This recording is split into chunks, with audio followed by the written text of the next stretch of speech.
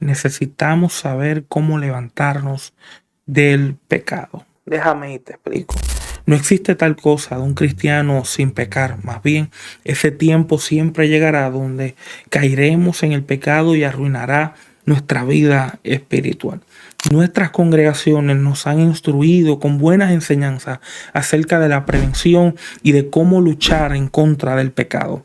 Pero al mismo tiempo eso ha generado una idea de un cristiano sin pecado.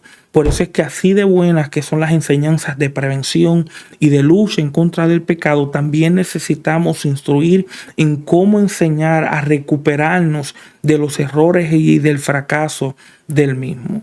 Si has pecado y estás buscando levantarte en el Señor, este video es para ti.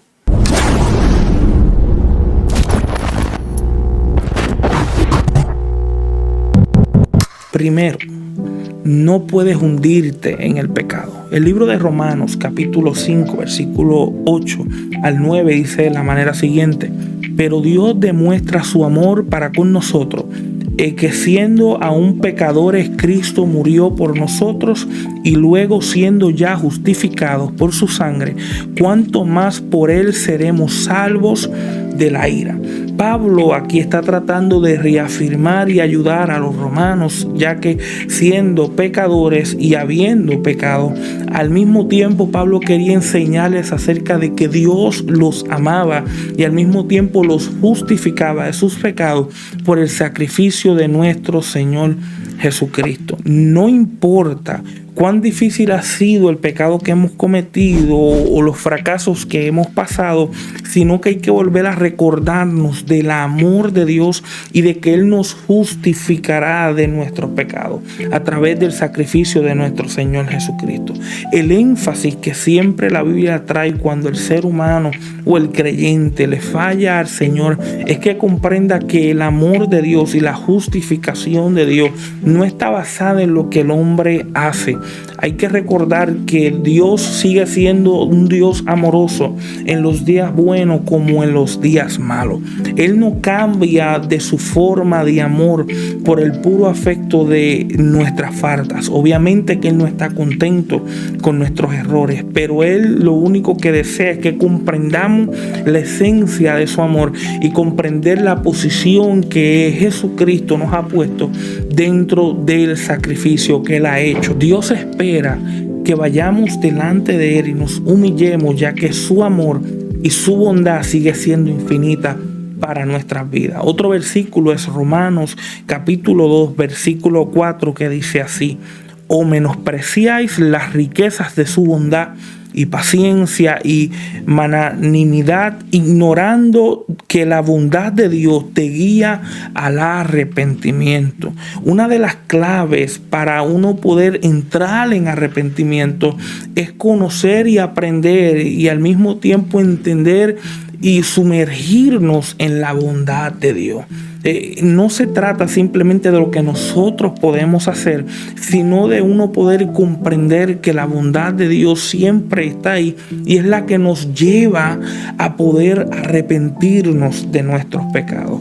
Así que no te hundas en tu pecado pensando que ya no hay esperanza, sino más bien reflexiona en la bondad de Dios, que sigue siendo nueva en su misericordia cada mañana para perdonar cada una de nuestras faltas. Segundo, entender que esto es una batalla. El libro de Efesios capítulo 6 versículo 13 nos enseña de que Pablo le instruye a los de Éfeso acerca de lo que es ponerse la armadura del Señor y poder combatir y pasar el día malo, y cuando sucede el día malo poder estar firme después de todo eso.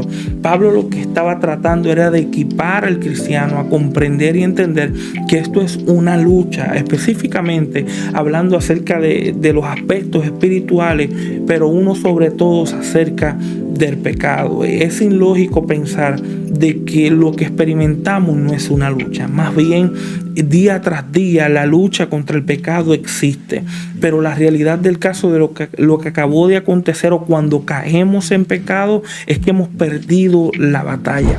Pero si todavía respiramos, eso no quiere decir que la guerra no continúa. La lucha en contra del pecado continúa. Perdiste la batalla hoy, pero todavía se muestra la realidad de la guerra que estás experimentando.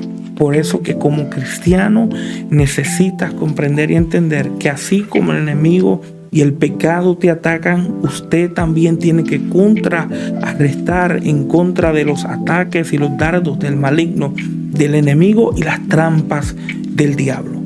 Tercero, la confesión de nuestros pecados.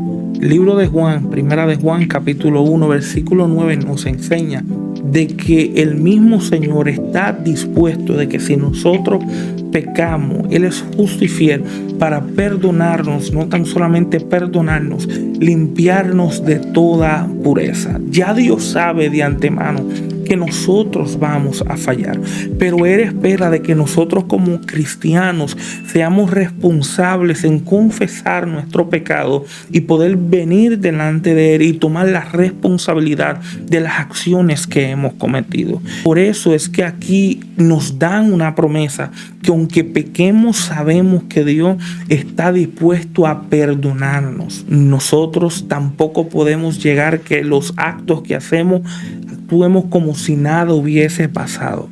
Cada acto que nosotros cometemos está mal ante Dios, y al estar mal, Dios espera que nosotros podamos tomar responsabilidad y al mismo tiempo no actuar como si nada de eso hubiese pasado, sino venir delante de Él con humildad y humillación, reconociendo nuestros propios errores. Por eso que esto me lleva a mi siguiente punto, que viene siendo identificando lo que nos provoca. Aquí el libro de Santiago es un perfecto ejemplo de enseñarnos de cómo nuestros impulsos trabajan. Santiago capítulo 1 versículo 14 utiliza una palabra que viene siendo arrastrados. Esta palabra se utilizaba dentro de ese concepto a la metáfora de un pez cuando cae en el cabo y es jalado por el gancho. Aquí rápidamente podemos ver que el pecado, antes de poder ser consumido, primero te atrae. Está buscando la manera de cómo tú puedes caer como presa ante lo que el pecado te brinda. Por eso hay que identificar lo que nos provoca. Romanos nos exhorta de que no provoquemos o no brindemos a nuestros deseos carnales. Por eso es que hay ciertas preguntas que nos debemos de hacer a cuánto pecamos, porque hay ciertos elementos cruciales que nos pudieron haber llevado a los pecados que hemos cometido y nos llevaría a pensar a la manera siguiente: ¿dónde fue? Si estaba solo o con personas. ¿Cuándo fue? Si fue por la mañana o por la noche. ¿Qué estaba haciendo? ¿Qué estaba mirando? ¿Qué estaba pensando?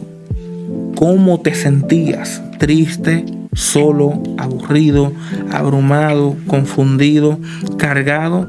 ¿De dónde vino la tentación? Las redes sociales, el trabajo, la casa, tu teléfono. ¿Cuándo fue la última vez que leíste tu Biblia, oraste, pediste ayuda sobre la tentación? La idea de esto es simplemente de que podamos crear una barrera de prevenciones específicamente a las cosas que nos provocan, para así reinventar nuestros hábitos que nos dirigieron a pecar a hábitos que nos encaminen a nuestra vida espiritual y crear una vida fructífera y saludable. Por último, servir al Señor. Primera de Samuel capítulo 12 versículo 20 dice así: y Samuel respondió al pueblo: no temáis, vosotros habéis cometido todo este mal, pero con todo no os apartéis en pos de Jehová, sino servir a Jehová con todo tu corazón. Sirve al Señor. No puedes pasar por alto esta realidad, que en la vida cristiana vamos a caer, vamos a fracasar, vamos a cometer errores. Pero hay que considerar de que debemos de mantenernos a tomar la decisión de servirle al Señor, así como Samuel le exhortaba al pueblo. No irse en pos de los dioses, sino servir al Señor. Quiero que sepas que levantarte de nuevo no es fácil, pero no es imposible. Tienes que volverte a levantar. ¿Cómo lo podemos hacer o cómo nos puede brindar una manera más fácil? Es considerar el inquebrantable amor de Dios y el aspecto de su fidelidad. Mientras nosotros no somos fieles, Él sigue siendo fiel. Si has caído, tienes que levantarte. Recuérdate que Jesús te ama. Dios te bendiga y Dios te guarde.